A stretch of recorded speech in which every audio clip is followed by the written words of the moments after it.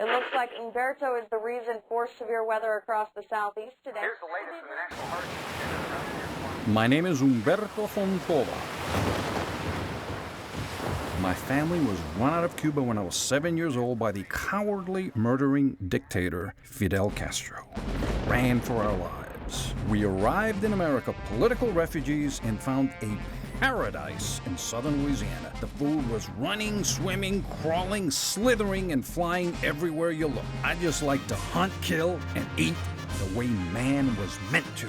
Hey, Fidel and Raul! I'm free and enjoying my life immensely. Bet you can't stand it.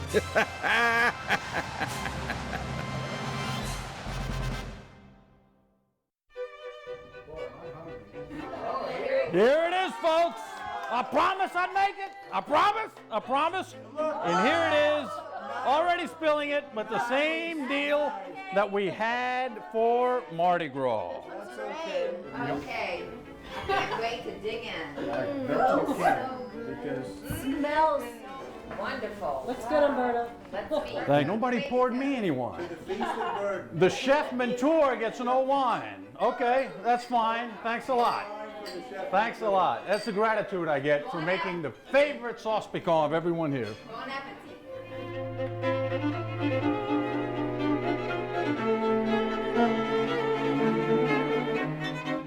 The secret. Y'all keep bringing up the word secret. Umberto, what is the secret to this dish? How is it that we love it wherever we eat it, whether it be here, whether it be at Grand Isle at Mardi Gras, and you tricked us here to eat this wonderful meal. What is the secret to the wonderful flavor that you have here? And I promise you that it was hormone-free, and I promise you that it was a very fresh animal, and I promise you that it was completely free of preservatives, and it was a free-roaming creature. I will now reveal the secret. What you are eating in your place, what you have been eating, and tell me that is wonderful, is this. Is this.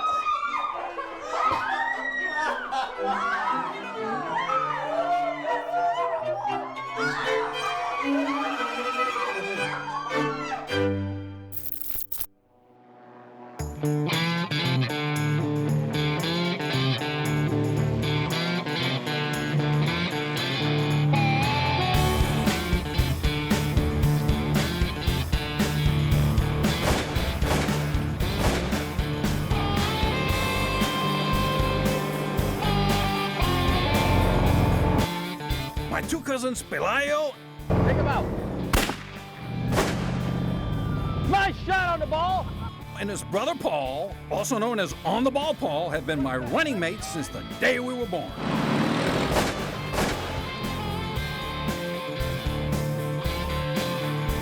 That's a marksmanship, man. Hey. Keep going. There he goes. Hey. Yes, indeed. Oh my good, sheer shoot 'em up fun is what I call this.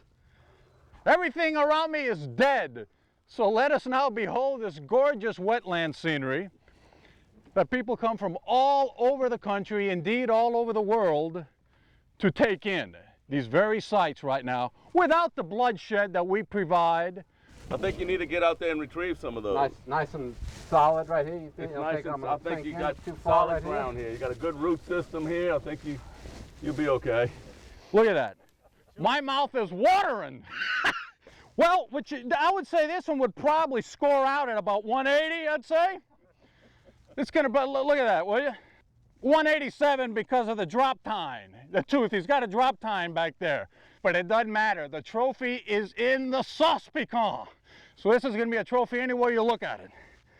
Now there's a fryer. That's a fryer. a tender vittle there. On the ball, that's a fryer.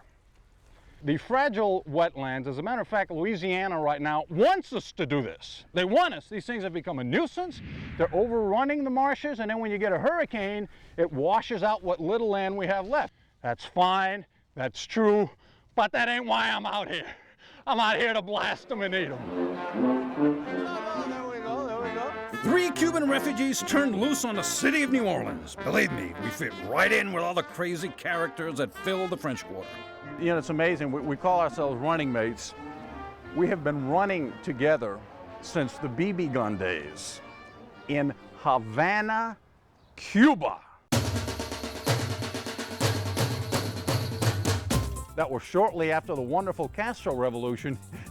And believe me, a sparrow or a pigeon made a dynamite dish. When we were kids in Cuba, we would do our little diving and snorkeling and, you know, with our little makeshift spear guns. So we started when we were 6 and 7 years old.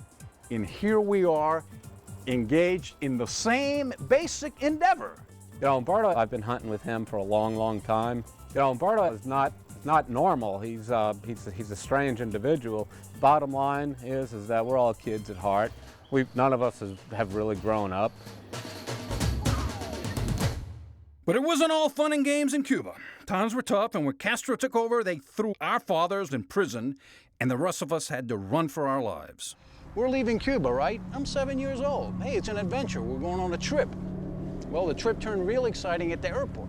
We're walking to the plane, and the communist soldiers come up and grab my dad and start dragging him off. At that time, hundreds of men were being shot daily at the firing squad without trial. If a man got dragged off by the soldiers, my poor mom must have figured, okay, they're going to send him to the firing squad. She says, we're not leaving if you cannot come with us. 2 hours later, we're still waiting. He had not come out. My mom had to make a very, very difficult decision. We left. We get to Miami. She calls Cuba. My father was a prisoner in La Cabaña prison, which is where Che Guevara was running the court. And it were hundreds of men and boys were being sent to the firing squad every single week. Our story had a happy ending. My dad was a political prisoner only for a few months. And he now, at 81 years old, hunts and fishes practically every weekend with his children plus his grandchildren.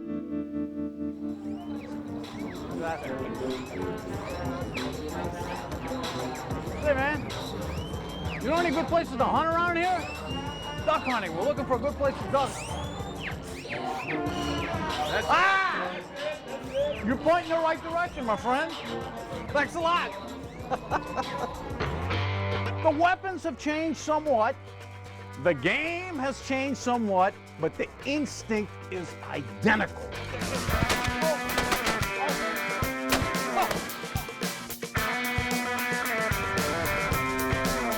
I have met the most colorful and frolicsome people that I have met in my life have all been hunters and fishermen. Yet when I turn on the TV or read an outdoor story, too often this does not come through. I see Ward Cleaver and Gomer Pyle. You know, no. I want to see people like us who actually revel in the sport and love the action. My domicile is shattered. And I'm gone, but doggone it, our camp down at Empire is still standing.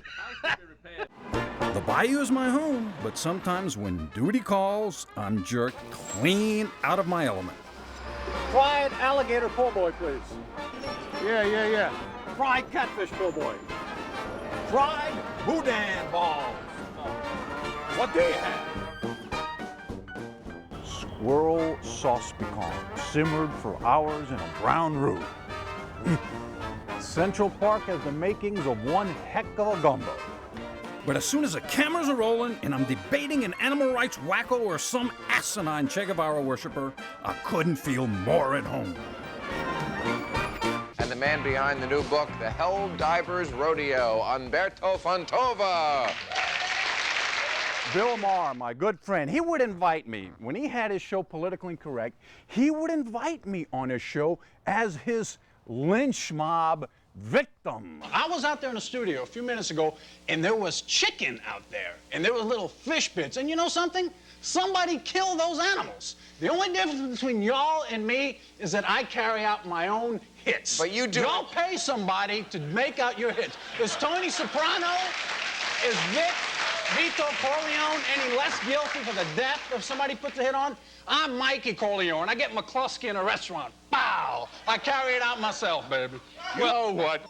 And You're all a paid for Texan. here. You're a Texan, Yeah. right? No, Yeah. I'm Louisiana. Yeah, you are. You're acting just like one. I dare say that those people got a very rude awakening. I asked the late James Coburn. James, you can talk what you want. I'll take you hunting 3 times in South Louisiana, buddy, and you'll be as fanatical about the sport as I am. He didn't take me up on it. Deep, deep down, too many hunters have a guilty conscience. Well, we pay for conservation with our license fees and all this kind of stuff, and that is absolutely true. But that's not why I do it. That is what I pay for, the privilege of indulging a primal instinct that creates great friendships. There he is. Now we got him. Now we're talking. Yeah. Our show is not going to remind you of a hunting and fishing show. Yes, indeed. Nice. It is going to remind you of hunting and fishing. You will be able to relate to it. You will say, my goodness, this is what actually happened to us. Don't you remember that? Look, we're not out to change the world. We're doing it because it is going to be an absolute kick in the ass.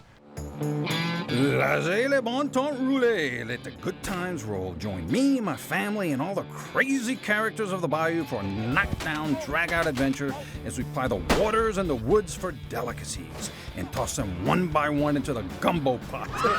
You're not going to believe what you're going to see. Follow me. This is the kind of thing that everybody will look at and go, yeah.